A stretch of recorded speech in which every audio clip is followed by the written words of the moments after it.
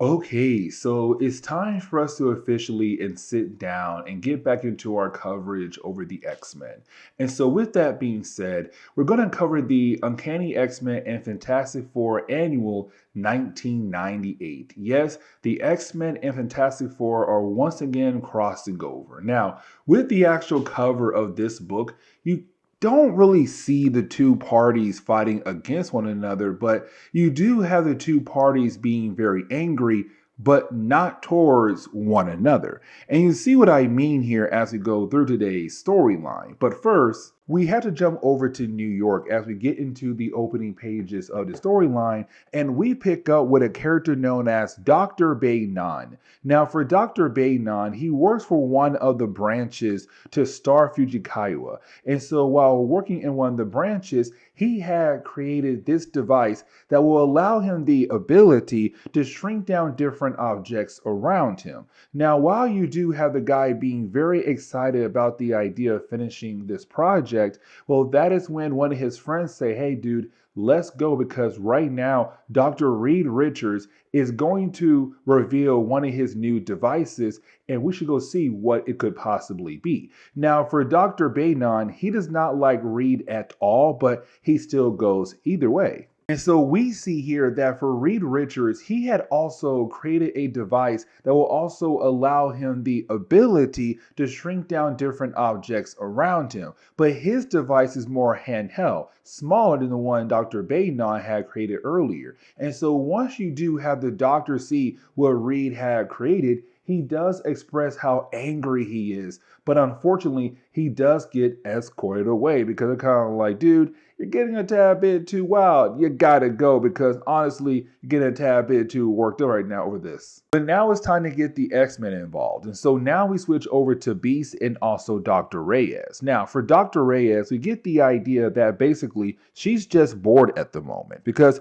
between the different missions the X-Men go on, they don't really do much between those different missions. And so for Beast, he's kind of like, this is perfect. Because for Beast, he is, I guess, a single man again. He's kind of like, hey, Dr. Reyes, why don't you and I go on a date over to an opera? And she does agree to go with him. But while you do have the two characters at the moment kind of, set their date up, we see that Wolverine is trying to force Cannonball to come to poker night. Now, there was an earlier storyline that we had covered when it came to Cannonball, where he pretended he had no idea how to play poker, but in reality, the dude's like a master when it comes to poker. And so right now, it's Wolverine forcing him to come to poker night, but it's also Wolverine saying like, dude, I need another set of eyes because the person I play with at nighttime, he loves to cheat in poker. But getting back over to the Doctor plotline, we see the Doctor right now trying to introduce his brand new device to his bosses. Here's the problem though, because for Reed Richards, he went out of his way to make sure that other people couldn't copy him. But also, you have his bosses, the Doctor bosses, kind of like, dude, what are you doing? Like, you are literally trying to copy the most recent project that Reed Richards had just revealed to the entire world. And so, because of that right there, they're kind of like, dude, you are officially fired. Get out of the building. Now, because the doctor did work at that branch of Star Fujikawa, you did have to remember that there were different things that Tony Stark had collected and kept at that branch right there. And so you had the doctor break into the building and find some kind of armor suit and device to use against Reed Richards and maybe the rest of the Fantastic Four. And matter of fact, we do switch over to the Fantastic Four. Now, for Reed and also Susan, they're going out for the night to go attend another opera. Now, for Ben Grimm, he already has plans, and those plans is poker night. So it's him and Wolverine getting together to play poker against one another. But just like we saw Wolverine forcing Cannonball to come to poker night, we see Ben Grimm is also forcing Johnny, the Human Torch, to come to poker night as well. But now we have to switch over to the Opera House. Now, when we do, we see that you have the Beast, and you also have Dr. Reyes arriving at the same time as Reed Richards and Susan arrive as well to the Opera House. Now, while you do have both parties kind of trying to get settled in, well, backstage, we see the Doctor right now carrying some device. Now, that device will become very important for the rest of the storyline, because that device belongs to the Psycho Man. And when it comes to that device, it has the ability to play with people's emotions. And so for the Doctor, unfortunately, he has no idea how to properly work the entire device. And so he begins to press buttons left and right. Now, with him doing that, you then have different people at the Opera House begin to act differently. Some folks are scared, like Reed Richards, or you have some folks full of anger, like Dr. Reyes and also Susan. I almost said Susan Storm, but Susan Richards. So right now we're seeing a lot of different emotions when it came to the Doctor pressing all those buttons on the Psycho Man's device. But as we do switch over to Poker Night, we do see that currently Poker Night is going pretty well. We also kind of get the idea that once again, Cannonball just hustled everybody, but also that is when you have our heroes be attacked by what seems to be the Psycho Man. Now, I'm not going to sit here and try to explain who he is right now.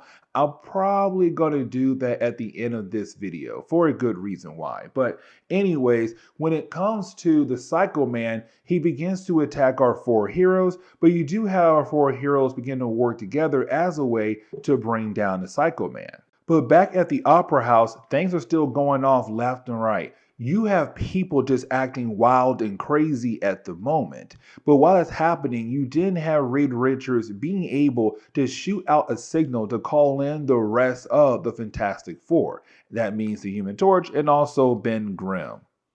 But right after you have Reed being able to shoot out that signal to call in the rest of the Fantastic Four, well, you didn't have the Doctor continue to press all those different buttons on the Psycho Man's device. The problem is that with him doing that, it begins to shut down. And with it shutting down, that also means every single person at the Opera House begin to turn back to normal. Now, right after that, you do have Cannonball and also Human Torch arrive there first. The reason why, because for Ben Grimm and also Wolverine, they were trying to have a race with their own vehicles. The problem is that their vehicles got ruined, and so it's kind of like, cool, they now have to take a taxi to get over to the Opera House. But once again, you do have our heroes be attacked by the Psycho Man, except this time it's just Wolverine and Ben Grimm having to work together to bring down the Psycho Man. But like we saw earlier, we do see Ben Grimm and Wolverine being able to work together and bring down the Psycho Man, except when they do that, they realize that they were never fighting against the Psycho Man. That instead, they were fighting against a robot that was just hiding inside the actual armor suit that belongs to the Psycho Man to have our heroes believe hey, listen, you're fighting against one of your old foes. But of course, in reality, that's not the case at all. But once you do have all the different heroes being able to regroup at the Opera House, you then have our heroes being able to find the Doctor, who is backstage, holding the device still in his hands. Now, when he does try to get away, of course, you do have our heroes trying their best to chase him down. But the problem is that for the Doctor, he then runs into the real Psycho Man. Now, when it comes to the Psycho Man, he first appeared back in, I want to say Fantastic Four Annual number 5, but for Psycho Man, he's basically from the microverse. Now, the microverse is a really shrunk down universe that's in the main Marvel universe. Now, for the microverse, the problem was that they were kind of getting crowded down there, overpopulated. And so for the Psycho Man, one of his main goals is to find a way to help spread out the actual microverse, or to find new places for people to go to that comes from the microverse. But he was also the one that had created that device that controls all the different people's emotions. Now, with the real Psycho Man now being here, it's kind of like, okay, cool. It's now time to wrap this story up. And technically, that is true because for the Psycho Man, while fighting against our heroes, you didn't have the doctor go out of his way to turn on the device that he created earlier. The problem is that that device got badly damaged. And so when you have our heroes, so the Psycho Man, right at the doctor, well, you have the doctor and Psycho Man, what seems to be both went into the microverse. And the doctor now is lost in there until our heroes can find a way to bring him back out of the microverse, but back into the main Marvel universe. And the book does kind of end on that note right there. Like I said, guys, this storyline was kind of just random, but at the same time, I still enjoy it for the most part. But with that being said, guys, please leave me a like down below and subscribe. But guys, see y'all next time. Later.